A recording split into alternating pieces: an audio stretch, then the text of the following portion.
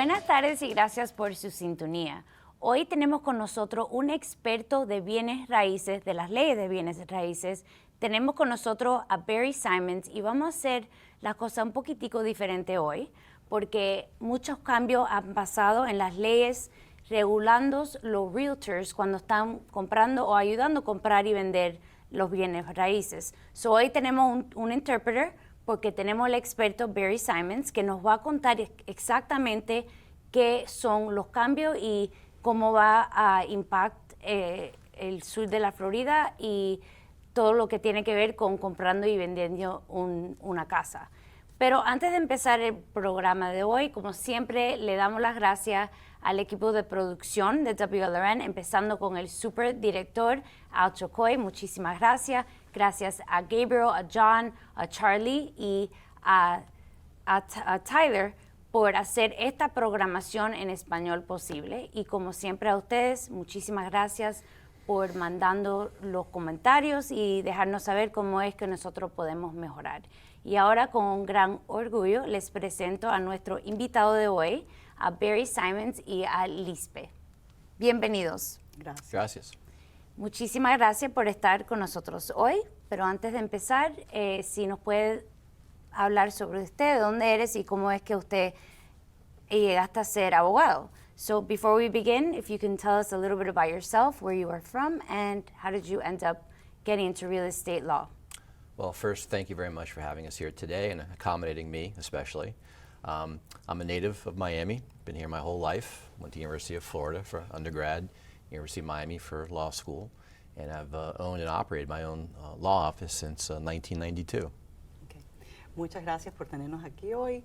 Él es del estado de la Florida, nacido aquí en Miami, fue al colegio aquí en el estado a la Universidad de la Florida y después aquí a la Universidad de Miami para leyes. Y Lispe, usted ha trabajado con el abogado Simons por mucho tiempo, ¿no? Sí, he trabajado con él por 21 años. Y díganos un poquitico sobre usted y qué es lo que usted hace y enfoca. Aquí también de Miami, nacida en Cuba, criada en Miami. Fui al colegio aquí en Coral Gables Senior. Empecé a trabajar con él cuando terminé el high school y he aprendido los buenos raíces y he aprendido el sistema legal y lo he asistido a él en todo este tiempo. So, además de hacer los casos, me imagino ayudando y asistiendo a las personas que están comprando y vendiendo una casa, ustedes hacen otro tipo de ley que tiene que ver con real estate. So aside from doing closings, do you do any other type of law? Well, in the past, we've done litigation. We still do a lot of what's called real estate tax appeals, which recently everyone got their tax bill, and the time to appeal them was just recently. We've also been involved in corporate matters. We set up companies for people, LLCs, we do operating agreements, things of that nature as well too.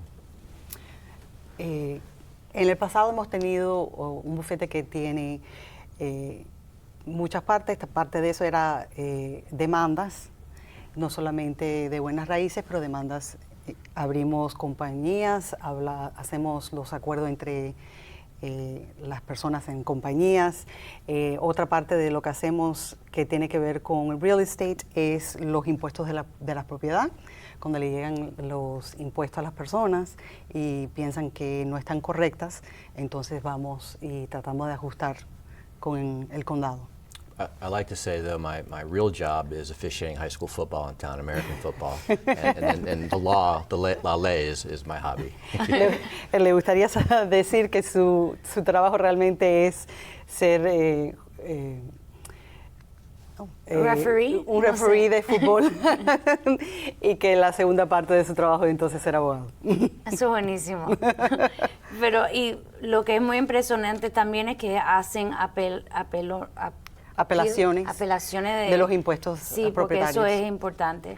Pero ahorita vamos a hablar porque había muchos cambios, no solamente en las leyes, pero también en las leyes que regulando a las personas que están comprando y vendiendo las propiedades, los realtors. Y eso todo creo que empezó y el abogado Barry nos va a explicar en muy detalles, porque necesito entender un poquito, bueno, nosotros necesitamos entender un poquitico más porque era como un acuerdo que llegaron entre una asociación nacional de realtors con ciertas personas. So, Barry, ¿nos puede explicar un poquitico qué sucedió y qué pasó que el NARS ahora está en un acuerdo y qué es exactamente lo que es? So what is exactly how did that happen? Like why did they go into an agreement? And what exactly is NARS? Sure. NAR is the National Association of Realtors. It's an organization that really controls all the realtors and brokerages in the United States, basically, for the most part. And this all started back in Kansas, I believe Kansas City or Missouri, back in 2017. A simple lawsuit was filed by a couple against their brokerage. And it became a class action lawsuit that eventually went to trial. I believe there's over $1 billion, the word B, billion, in damages entered against the National Association of Realtors. And because of that, they finally agreed to a settlement that came to place in July that we're going to talk more about today. Okay. Where was it at the beginning? Kansas. En Kansas. Okay. El cambio empezó con una demanda que pusieron contra la Asociación Nacional de Realtors. Una pareja, ¿verdad? Una pareja que estaba comprando una propiedad puso una demanda contra la asociación. Que esa demanda entonces se hizo algo nacional que impactó las leyes de cómo es que ahora van a pagar las comisiones de los realtors. Sí, creo que mencionó también que era como $1 billion el settlement, que Sí. eso es Inmenso. increíble. Y en el 2017. Y antes en este programa hablamos con Raquel Ramírez, que es una realtor, y ella nos dijo la punta de vista de ella, pero todavía no sabemos exactamente cómo va a afectar este cambio en la ley. Por eso es buenísimo que tenemos al abogado Simons con nosotros hoy. Y mencionaste también que era en el julio 2024 que llegaron a un acuerdo, pero ahorita es cuando vamos a ver los cambios. So, Bear, what type of changes are we going to be seeing? ¿Cuáles son los cambios que vamos a ver? I'll get to that in a second, and just so everyone knows, what they agreed to as far as damages was a figure of like $417 million paid over 4 years. So they're not paying $1 million, they agreed on a $417 million figure over 4 years. But the big change, or really the thrust of the lawsuit, was the following. The idea or concept that why is a seller paying the buyer's broker money? Why is a seller paying a broker who doesn't represent me, basically, was the argument really made by these plaintiffs. I'll stop there. Okay. Realmente el acuerdo que llegaron era de 417 millones de dólares que van a pagar sobre 4 años en referencia a esta demanda. Y la base de la demanda es por qué el vendedor está pagando la comisión del comprador. Si no le corresponde el trabajo de ellos, porque el vendedor o ella es el que está pagando esa comisión. Y esa es parte del cambio. I can jump in. Of course. One of the major changes that happened through the settlement of this lawsuit is there's this platform called the Multiple Listing Service, MLS. And typically, let's say, Anna, you were going to sell your house, and Lispy was your realtor. She would put on the MLS the fee to be paid to, say I'm the buyer, the fee to be the commission paid to my broker, 2 or 3%. They'll be right there on the MLS. Now, as of last month, August, that queue or that compensation is gone. Uno de los cambios más grandes viene siendo en el sistema de MLS, que es el sistema donde uno lista la propiedad que está en venta. Antiguamente, cuando uno ponía la propiedad en venta, lo ponen en esa lista y enseñaba la comisión que el vendedor estaba poniendo disponible para el agente del comprador. Ahora, como parte de este cambio, eso ya no está listado. No dice la comisión del comprador. So immediately the question becomes, who or how is the buyer's broker supposed to be paid? Well, the first thing, well, I guess the buyer pays them. Well, when thinking of being here in Miami and how expensive homes are and how typically buyers have a very difficult time coming together with all the money to buy a place, even with a mortgage, for a buyer to pay another $20,000, $30,000 or $40,000 in a commission just doesn't make any financial sense. Entonces, ahora la pregunta es, ¿quién es la persona responsable por pagar la comisión del agente del comprador? ¿Cuáles son las opciones? Si eso cae entonces al comprador, que ya tiene los costos del cierre, de la hipoteca, del sistema entero de la compra. ¿Y cómo es que entonces que se va a pagar esa comisión? Especialmente con los precios como están en este momento de las propiedades, que están tan altos que es difícil para el comprador poder obtener la hipoteca y tener los fondos del depósito y ahora la comisión de la gente. So now let me just jump in and say this right now. So as you can imagine, although maybe what I'm saying makes a lot of sense, the real estate industry is not making sense right now. They're having a very difficult time figuring out how to work through really the settlement. I don't want to say it's been forced on them, but it's now the law, or it's now the procedures that really they have to follow. So we'll talk about in a second some of the things that people are trying to do. Okay. Entonces realmente es empezar a ver cómo van a proceder con el procedimiento de la comisión. Cómo lo van a listar, quién es responsable, por qué parte, que puede ser algo lógico, pero es algo nuevo, así que todavía están tratando de lidiar con cómo lo van a hacer. So, for instance, now what I'm hearing, talking to some people that are out there and transactions coming through our office, first of all, let me go back and say this. Now, the brokerages in town are saying that their agents, if they're representing a buyer, are going to show a buyer a home, they have to get a buyer-broker agreement signed between that buyer and that agent. It's something actually that has been around forever, for a long time, I'm being told, but was never really enforced or that important because of the old model.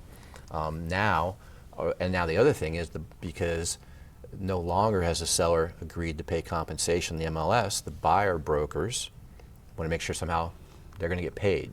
So now we have the awkward conversation or the awkward situation where you're putting a piece of paper in front of a buyer saying, sorry, but I need you to sign this, even though you're agreeing to pay me a commission, which we know maybe you can't afford. Entonces ahora lo que está pasando es que al empezar del proceso tienen que tener los agentes conversaciones con los compradores y tienen que firmar un acuerdo listando exactamente cuál va a ser la relación entre el comprador, el agente, y cuál va a ser la comisión que el comprador le está ofreciendo a esa gente. Sí, porque tengo entendida también que antes era la práctica que los compradores, parte de la venta iba a incluir el porcentaje que le iban a dar a la gente del comprador. Pero ahora eso para nosotros no tiene sentido, porque si lo piensa, si el comprador está representando al comprador, bueno, si el agente está representando al comprador, sí, ¿por qué va a corresponderle al vendedor? A estar pagado por el vendedor, la persona vendiendo la propiedad? Ahora esa es una conversación ahora que tenemos o que tienen que empezar el momento que van a enseñar la propiedad. So on the onset, you have to give the agreement now. Yeah, a buyer needs to give that agreement per really the office policies now in place by the brokerages in town. Because before, what would happen was, before, when the compensation was listed on the MLS for the buyer's broker, let's say, we'll get a little legal here for a little bit. The realtor knew that if they brought the buyer to the house and that buyer did the transaction, that buyer was going to get paid. I'm sorry, the buyer's agent was going to get paid by the seller. Otherwise, that would cause not only a legal problem between the brokerages, but bad blood, you know, amongst the companies. But now that that compensation is taken away from the MLS, it's changed things a little bit.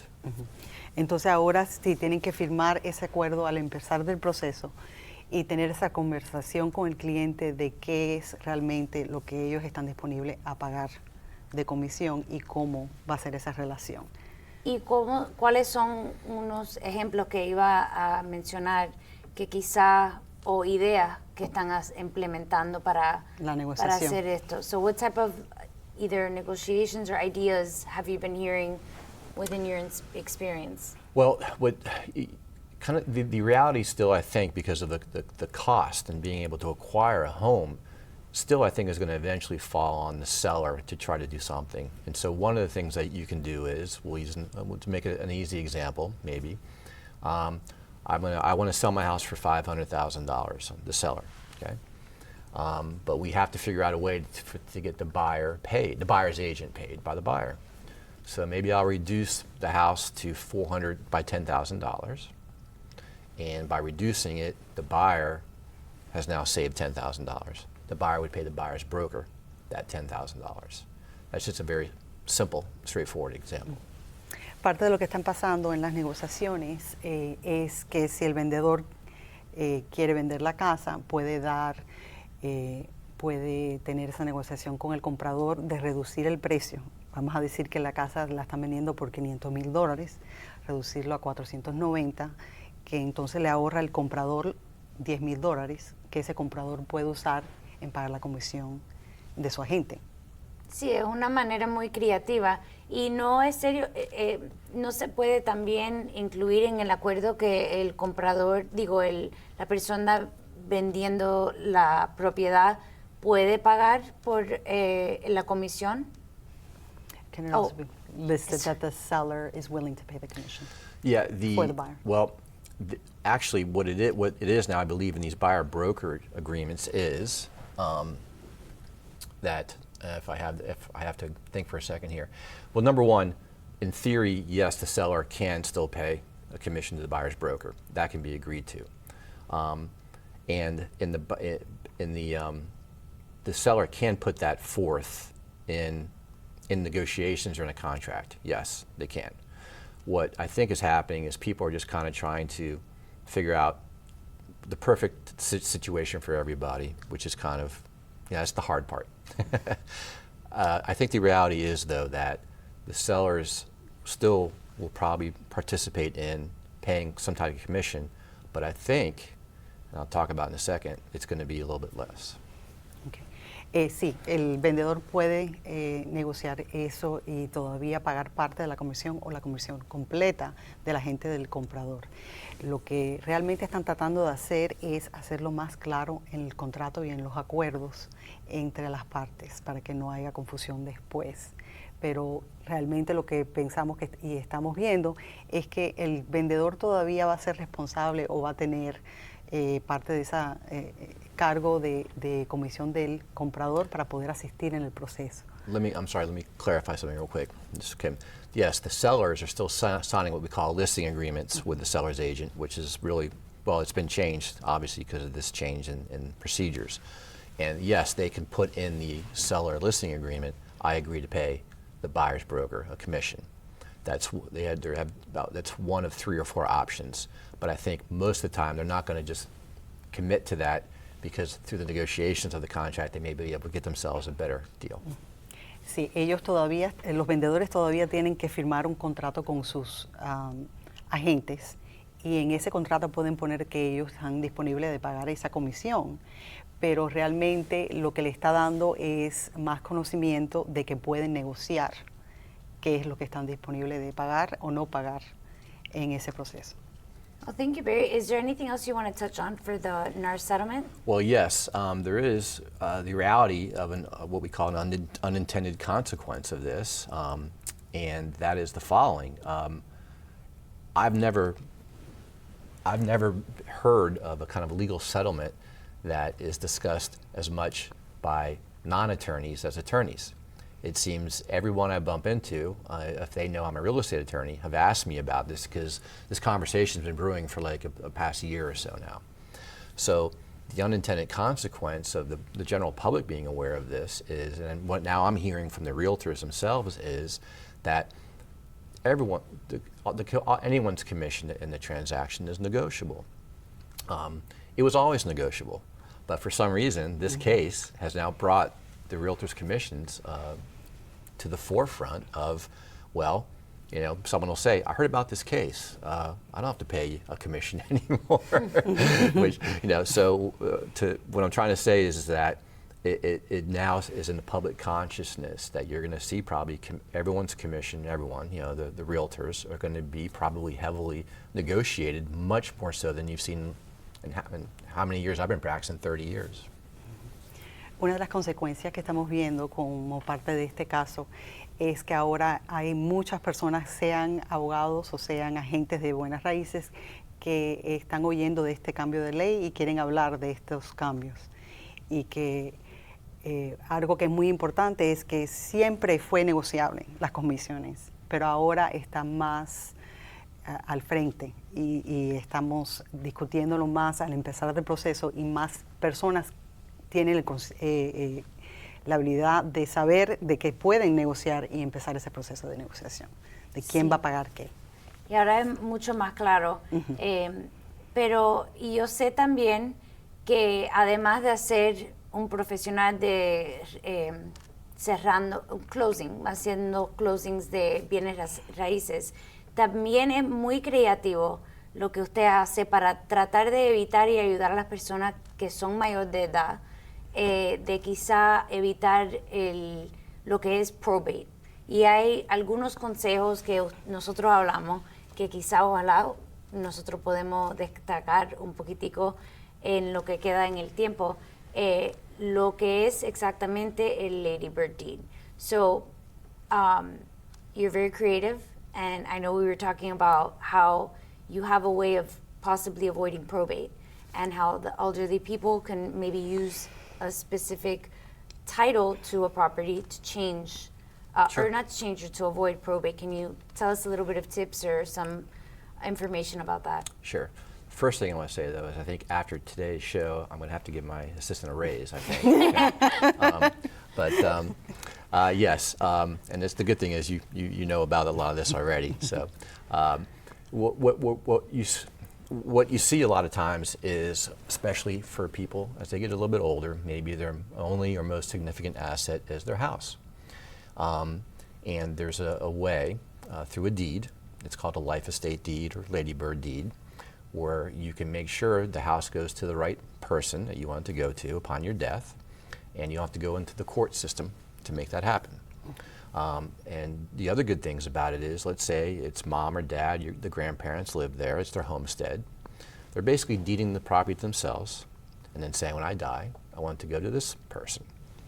If it's the homestead property of the parent or grandparent, they don't lose that, they still get that. Sí, hay un sistema que se puede poner en pie que se llama, es una escritura de patrimonio. Y lo que puede hacer la persona es pasar la propiedad de ellos a la persona que ellos quieran pasar sin tener que ir a la corte y empezar ese procedimiento con la corte. Ese se llama el Lady Bird Deed o Enhanced Life Estate Deed, que se puede hacer para hacer eso mucho más fácil para la persona, especialmente porque normalmente eso es lo que uno tiene que tiene más valor y que puede ser afectado en ese procedimiento. And so the cost is rather nominal, reasonable. It saves a lot of time because literally when the person passes away who did that, the house is now owned by the person, that what they call the remainder person, remainder interest, automatically owns the house without any court orders or intervention. The other thing is there's a good tax benefit to the person who gets the house. It's called the stepped up basis, meaning say if the person owned the house for 50 years and they bought it for $20,000, now the house is worth $500,000, and then they sell it for $600,000. The person who got the house, they're only responsible for the difference between the present value of $500 and the 600 difference, not the difference of $20,000 from 50 years ago. So that's a significant. It's a very good tool, very clean, very useful, very reasonable for people to have, even if you have multiple assets, you can still use it. But typically, people's house is the most important asset. And what do I do with it? Es algo que ahorra tiempo, que ahorra dinero en ese procedimiento, no tener que ir a la corte. Y todavía la persona que es el dueño de la propiedad se queda con control de la propiedad hasta que ellos mueran. Cuando mueren, automáticamente esa propiedad cambia a la persona que ellos han puesto, que quieren que tenga la propiedad. También eso le ahorra en impuestos, es un beneficio a la persona que está recibiendo la propiedad, en tener que pagar menos impuestos en ese procedimiento, quedándose con... Sí, lo que mencionó que para mí es increíble que la diferencia en pagar el cantidad del dinero, que cuando si usted compraste la casa a $20,000, entonces la vende 50 años después por 500 millones o 600 y el valor es 500 millones, la diferencia en los taxes que van a pagar es solamente los 100,000, ¿no?